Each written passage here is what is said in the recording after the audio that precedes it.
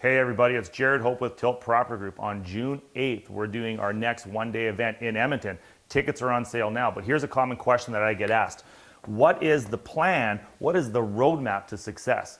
Now this is what we're gonna do is we're gonna break down the actual path and we're gonna put you on that path to success. So here's a quick way to look at it. So let's just say you're coming to the table and you have, I don't know, $80,000. So you have enough money to purchase a $400,000 property. So what we're going to do is we're going to work with you and I'm going to show you how to break down these numbers, but I'm going to give you a little taste of what it's like. So let's say you want to make $10,000 per month of income. Well, that $10,000, this is what we call actually getting clear on the direction you want to go and what types of properties you want to buy. So let's say you want to make $10,000 a month and the average house is $500 a month of positive cash flow. That's the average property returning $500 a month. And say that average house costs you $400,000. Well, you only have $80,000. This is why raising capital is so important.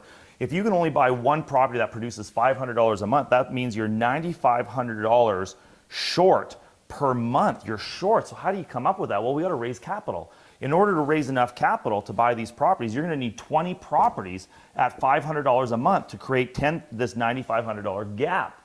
But here's where it gets interesting. If you have a joint venture partner, they're now taking probably half of all cash flow, which means now you need 40 properties. If you're buying 40 properties at $400,000, that's $16 million of real estate that you have to get, which is 40 properties times $80,000 is a shit ton of money.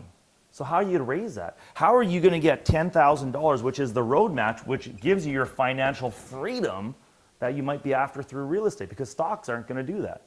RSPs are not going to do that. There's all kinds of things out there that might not give the return like real estate. So on June 8th, we're going to teach people how to raise the capital.